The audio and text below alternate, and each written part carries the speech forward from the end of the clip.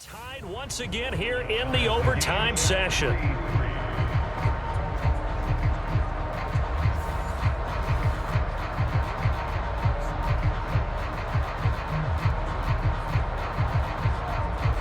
Both teams swapping field goals on their respective first drives of overtime. So now, you know the drill. It's on to old school sudden death. Yeah, it sounds exciting, doesn't it? Can I be a little bit of Dennis Downer here, though?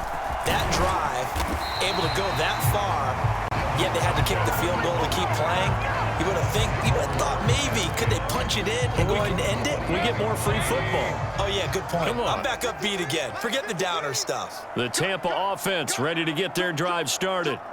I cannot imagine how these players and coaches feel, Charles, because my palms sweating up here in the booth now as we go to the third drive of overtime. And as we know, from here on out, any points win this football game. I'll throw you a towel as well, partner. I've got one for myself, but let's face it, our nerves, our pressure, nothing compared to what's going on that field.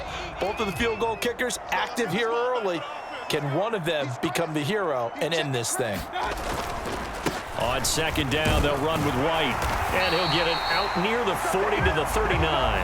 The OT clock hits 0, and we're still not done. We'll switch sides and need at least one more OT to decide it after this.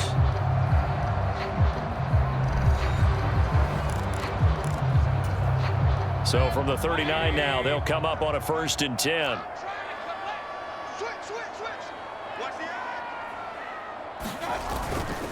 They stay on the ground with White, and he'll be brought down just shy of the 45.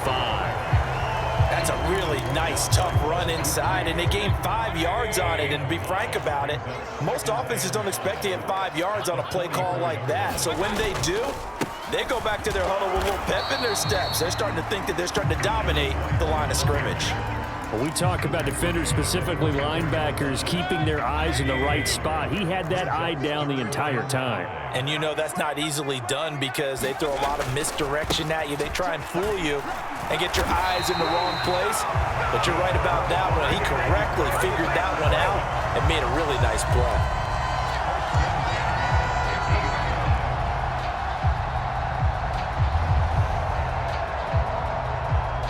So the OT clock hits 0, and we're still not done. We'll switch sides and need at least one more OT to decide it after this.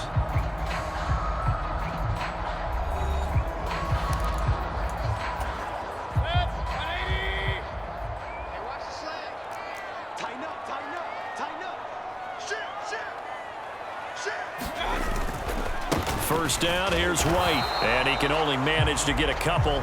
2nd and 8 coming up. Well, any lane that might have been open there was closed pretty quickly, and that was because the defensive front, they won that battle at the point of attack at the line of scrimmage. They used great leverage, held their spot, and stacked him up. And he'll get this down only to about the 46. But not much on that run, Charles. No, that's exactly the way to execute a run blitz there. They guessed correctly that they would move the ball on the ground, honed in on it, and stopped them. Mark that down for a win in the defense's column. And he's going to be met at about the 43.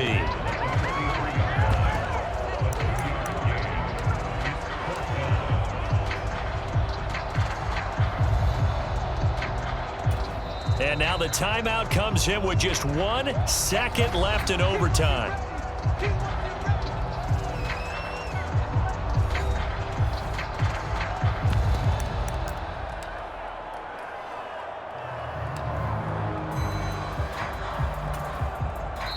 The Falcons going to use another timeout. So as they head to the sidelines, we'll head to this break on EA Sports.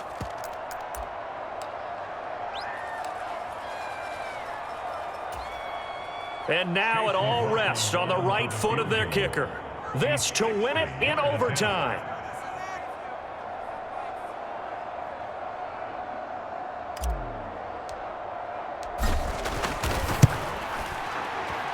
And the kick is good. And finally, this one is over. We thought it may never end, but that kick puts the exclamation mark on it. Well, obviously, Charles, this was by no means an offensive track meet. I mean, the defenses were the story in this ball game. But, hey, they got enough points to get the job done. And at the end of the day, that's all that matters.